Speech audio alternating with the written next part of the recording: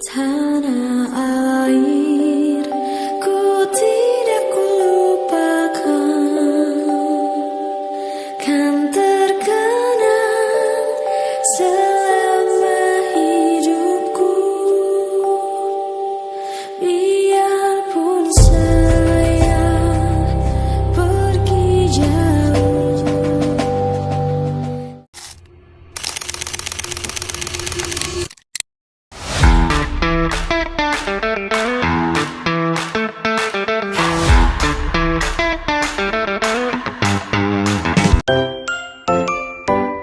Apa sih makna wawasan kebangsaan? Menurut saya, wawasan kebangsaan itu adalah cara pandang suatu bangsa untuk menilai jati dirinya sendiri. Karena kita di Indonesia, ya tentunya berdasarkan Undang-Undang Dasar dan Pancasila yang tujuannya untuk menjaga kesatuan dan kesatuan sih kalau untuk wawasan kebangsaan. Nah, sedangkan kalau untuk di era sekarang ini, menurut saya contoh untuk bijak dalam media sosial. Jadi kita tidak menyebarkan berita palsu, kita tidak memprovokasi atau terprovokasi gitu kan. Dan yang kedua juga kita juga harus melazimkan etika bersosial media, kita berkomentar sopan dan santun gitu kan. Yang mana kita tahu bahwasanya kita sama netizen Indonesia, kan orang-orang Indonesia juga loh gitu kan. Nah, yang ketiga ya kita juga memperkuat literasi digital tentang mungkin nasionalisme atau mungkin tentang Indonesia, keberagaman, budaya gitu kan. Dan juga kita mendukung kreativitas anak bangsa ya, atau mendukung UMKM di sosial media. Dan juga yang terakhir yang paling penting ya kita harus menjaga kesatuan dalam bermedia sosial. Menurut saya, wawasan kebangsaan itu adalah cara pandang yang menempatkan kepentingan bangsa, negara di atas kepentingan pribadi atau kelompok dengan berlandaskan pada nilai-nilai Pancasila dan Undang-Undang Dasar 1945, Bhinneka Tunggal Ika, dan NKRI. Nah, dengan wawasan kebangsaannya, menurut saya di era modern yang serba digital ini, makna wawasan kebangsaan semakin penting karena kita hidup di tengah arus globalisasi dan informasi yang begitu cepat. Saya memaknai semangat kebangsaan dengan cara tetap menjaga jati diri bangsa, menggunakan teknologi secara bijak, menyaring informasi sebelum membagikan, serta mendukung konten positif yang memperkuat nilai-nilai kebangsaan dan toleransi. Menurut saya, wawasan kebangsaan itu bagaimana cara kita melihat Indonesia secara utuh, dan juga gimana supaya kita mikir kalau kepentingan bangsa itu di atas segalanya. Ya paling saya biasanya ngajarin anak-anak saya supaya bijak kalau pakai sosial media untuk tidak kemakan hoax atau tidak menghujat di sosial media. Sama paling mendukung konten-konten yang menjual produk-produk lokal lah gitu. Dapatkah Anda memberikan contoh sikap yang mencerminkan wawasan kebangsaan dalam kehidupan sehari-hari? Misalkan contoh kita di lingkungan kerja gitu kan. Kita di lingkungan kerja, kita tahu kita itu dari berbagai macam latar belakang, suku, budaya, bahkan bisa agama ya. Tapi kita menghargai pendapat masing-masing dalam forum. Terus juga saat ini ya sedang lazim misalnya kita itu ada menyanyikan lagu Indonesia Raya ya. Oh sama berarti ya. Iya, jadi kita ada Indonesia Raya jam 10 ya kita. Iya. Jadi ketika itu kita kegiatan kita hentikan sejenak untuk menyanyi lagu kebangsaan. Nah terus kalau untuk di sosmed ya yang seperti saya bilang tadi ya kurang lebih ya, kita tidak menyebar hoax, tidak termakan hoax, mengklarifikasi apa yang kita baca jika kiranya ini meragukan gitu kan. Dan juga tidak saling caci maki, menghargai pendapat di komentar segala macam, tidak melontarkan kata-kata yang kiranya sensitif. Ya, jadi saya rasa seperti itu sih contoh sederhananya ya. Beberapa contoh sikap sederhana yang bisa dilakukan dalam kehidupan sehari-hari antara lain yang pertama menghargai perbedaan suku, agama, dan budaya di lingkungan sekitar, serta menggunakan produk lokal untuk mendukung perekonomian nasional, serta mengibarkan bendera merah putih pada hari-hari besar nasional serta menyebarkan informasi positif tentang Indonesia di media sosial, mengikuti upacara bendera dengan khidmat dan memahami maknanya seperti yang kita bisa lakukan di kantor setiap pagi ya, serta menjaga lingkungan sekitar sebagai bentuk cinta tanah air. Ya paling kayak gotong royong ke tetangga-tetangga, terus menjaga kebersihan lingkungan sekitar, ikut kerja bakti, beli dan pakai produk-produk bikinan anak bangsa paling itu. Menurut Anda, bagaimana cara kita berperan sebagai masyarakat dalam upaya bela negara? Betul ya, kalau bela negara itu nggak mesti angkat senjata atau kita ikut latihan militer segala macam ya, tapi bentuknya sangat banyak gitu ya. Contohnya itu simple sih ya, bela negara itu kita menaati peraturan menurut saya. Kita pakai kendaraan bermotor ya, kita lengkapi surat-surat, memakai helm, sarung tangan segala macam. Itu contoh simpelnya. Juga bisa untuk bentuk bela negara itu apa ya, kita belajar sungguh-sungguh terus berprestasi.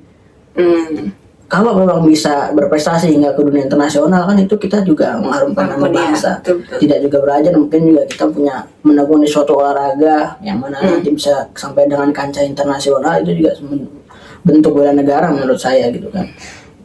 Juga bijak dalam media sosial itu juga bela negara, karena kita di media sosial kita dipantau, bisa dilihat oleh siapapun. Ketika ini orang tahu kalau kita bertingkah laku yang tidak baik dan mereka bisa tahu dari Indonesia, kan itu bangsa kita sendiri yang jelek gitu kan. Kita beli produk lokal, produk-produk dalam negeri gitu kan, ya itu juga bela negara gitu kan. Ya biar ini ya membantu perekonomian ya. Ya jadi kurang lebih seperti itu, simpel sih ya kalau bela negara zaman sekarang tuh enggak. Bela negara tidak hanya dilakukan dengan senjata, tapi juga dengan kontribusi positif terhadap kemajuan bangsa dalam masa damai. Masyarakat bisa berperan dengan cara menjaga persatuan dan kesatuan antar warga, menjunjung tinggi hukum dan kedisiplinan, meningkatkan kualitas diri melalui pendidikan dan keterampilan, mendukung pembangunan di bidang ekonomi, sosial, dan budaya, melawan hoax, ujaran kebencian, serta radikalisme di dunia maya. Kalau sekarang damai, untuk menjaganya kan kita nggak perlu yang untuk angkat senjata atau gitu, yang paling dengan tindakan-tindakan saya kayak misalnya mentaati hukum yang berlaku di masyarakat ataupun negara. Terus kita antar warga harus saling toleransi dengan perbedaan. Terus yang paling menjaga ketentraman dan ketertiban umum kayak ikut pos kamling bareng warga setempat lah. Menurut Anda, isu atau ancaman apa yang paling berbahaya saat ini bagi persatuan dan kesatuan bangsa? Kalau menurut saya dari hal-hal yang tadi disebutkan, ya memang yang paling berbahaya itu hoax atau berita palsu. Kenapa? Ya apalagi sekarang zamannya AI ya. Betul. Nah, jadi berita palsu ini akar dari munculnya permasalahan ujaran kebencian, radikalisme, dan juga bisa Perpecahan politik. Ya, perpecahan entah politik atau apapun dalam semua golongan. Jadi sumbernya ini yang paling berbahaya menurut saya berita palsu. Apalagi tadi ada AI kan yang segala macam. Jadi menurut saya kita harus bijak memfilter, klarifikasi, memperkaya literasi digital. Jadi kita ketika melihat suatu berita ini kita menganalisa lebih dalam dulu, ini apakah benar seperti ini ya. Kita perlu klarifikasi, kita cari sumber lain, juga ya. riset. Jadi ya karena menurut saya berita palsu adalah sumber dari permasalahan yang lain tadi. Kebanyakan seperti itu menurut saya. Menurut saya ancaman yang paling bahaya saat ini adalah perpecahan akibat disinformasi dan intoleransi di ruang digital.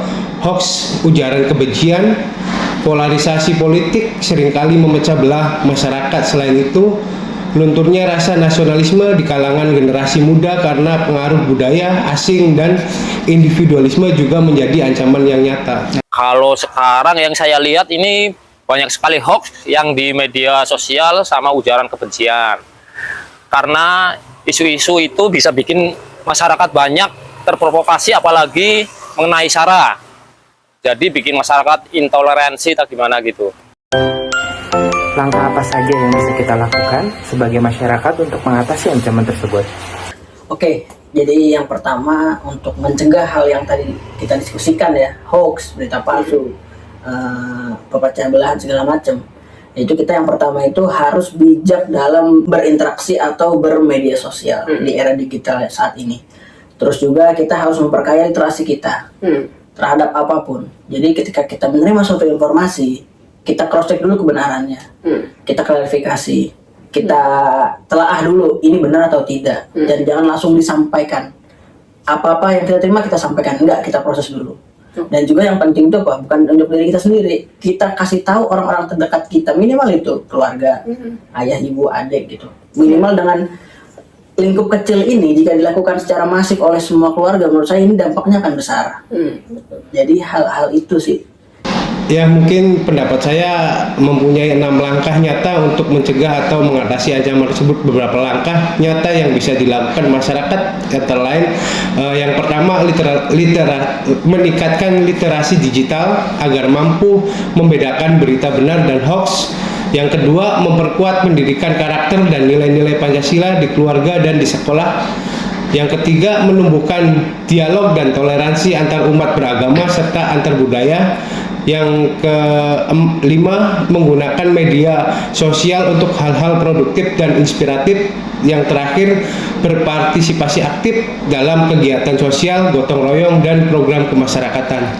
Ya, kalau hoax dan ujaran kebencian itu kan kita paling harus lebih bijak ya dalam menggunakan sosial media. Terus juga kita harus menumbuhkan rasa toleransi yang tinggi. Lalu kita juga harus menanamkan cinta tanah air dalam diri kita sendiri. Terus ya kalau saya sendiri harus jadi teladan dan contoh baik. Contoh baik itu terutama bagi anak-anak dan keluarga saya sendiri lah, gitu paling.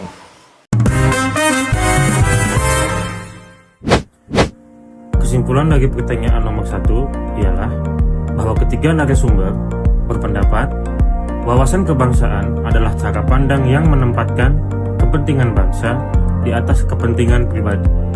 Dengan tambahan dari salah satu narasumber yang berpendapat bahwa di era digital ini harus diimbangi dengan kemampuan beradaptasi dengan teknologi tanpa kehilangan jati diri bangsa. Kesimpulan dari pertanyaan nomor 2 ialah ketiga narasumber sepakat bahwa sikap sederhana dalam kehidupan sehari-hari itu mencerminkan dari nilai wawasan kebangsaan yang mencakup dari toleransi, gotong royong, dan dukungan terhadap produk lokal. Kesimpulan dari pertanyaan nomor 3 ialah salah satu narasumber memberikan pendapatnya bahwa bela negara tidak hanya dibuktikan atau dilakukan dengan cara mengangkat senjata. Selain itu, ketiganya bersepakat dan menekankan bahwa nilai bela negara dapat dilakukan lewat tindakan positif sehari-hari seperti menjaga persatuan, mematuhi hukum, bertoleransi, dan juga berkontribusi sesuai kemampuan. Ketiga narasumber sepakat bahwa hoaks dan ujaran kebencian di media sosial merupakan ancaman paling serius terhadap persatuan bangsa. Karena di era digital, penyebaran informasi bisa sangat cepat sampai ke seluruh lapisan masyarakat yang membuat banyak orang menerima dan membagikan informasi tanpa verifikasi, sehingga hoaks dapat dengan mudah memperkeruh suasana sosial dan menimbulkan intoleransi. Semua narasumber menegaskan bahwa literasi digital, toleransi, dan keteladanan pribadi merupakan kunci utama dalam menghadapi ancaman